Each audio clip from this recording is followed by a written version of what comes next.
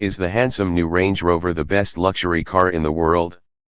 How does Range Rover do it? How come it can build a clean-lined, square-jawed, downright handsome SUV and no one else can? They all just shove massive grills on the front as a brand identifier, then fail to sort anything out behind that. Only Range Rover manages to combine dignity with subtle road presence and desirability. It's a clever trick. And it means people react better to the Range Rover than they do to any other SUV. It's cut some slack where others aren't. And this one is given extra clearance because it's a hybrid. One that actually works. A 31.8 kilowatt-hour battery that can be fast charged at 50 kilowatts and do a claimed 68 miles on a charge. And yes, if you do the maths on that, you'll realize that works out at a little over 2.1 miles per kilowatt-hour, which is hardly efficient. But it's not using any fuel, and that's what people care about these days. The other morning Rowan Horncastle posed something of a cultural dilemma by driving past a Just Stop Oil protest running silently in electric mode. The protesters weren't sure what to think, applaud the electric or vilify the SUV. Probably just as well the rear windows are tinted so they didn't get the full maxi-capitalist view. This one is a long wheelbase, stretched by 200 millimeters. It is palatial in the back, gorgeously clad in Perlino cream leather and all rather too good for the likes of us. My recycling is currently having the most glamorous trip into its afterlife at the tip. But the plan is to do more with it than hoik garbage around.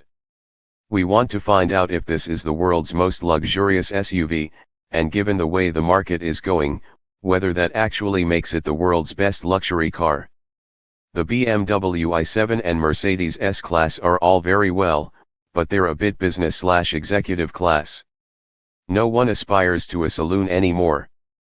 They're for the chauffeur-driven. This, however, is the luxury car you're proud to drive yourself. It's a P440e, featuring a turbocharged straight-six with a 140 bhp electric motor mounted in the transmission. That's just enough e-thrust to move a claimed 2,660 kilograms of Range Rover about the place, although I already dispute Range Rover's weight and e-range figures. Oddly, it's not a car you can buy anymore, as it's been superseded by the P460e, which knocks a couple of tenths of the 0 to 62 sprint and claims even better CO2 and economy figures. Those are achievable if you're diligent with the recharging. And so far, I have been. The first tank lasted well over 500 miles at an average of 51 mpg, as it only involved a couple of longer journeys that depleted the battery. 210 miles of that was done on electric alone, using 160 kilowatt-hour of electric from my home charger. Which works out at 1.3 miles per kilowatt-hour, not the 2.1 Range Rover claims, more on that in due course. But let's admire the luxury, not worry about the efficiency just yet. This one is finished in Belgravia green with just two main options fitted, the 24-way adjustable, hot and cold massage front seats and executive class comfort rear seats, 2,100 pounds, and the 3,700 pounds rear seat entertainment. The former has already won me over, the latter I haven't had a chance to play with yet. Need someone else to drive. There's also a 480 pounds fridge, a 120 pounds 3-pin plug socket and 3 years access to Range Rover's Secure Tracker Pro system, 340 pounds. Autobiography specification throws everything else in for free. And there is a lot of it.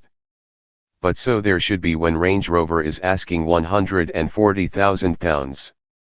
And no, that doesn't make it too precious to venture off-road. A run across a couple of local byways was a lovely way to round off an evening walk and pub visit. Not so much a car as a leather-swathed observation platform. Luxury with a wider scope.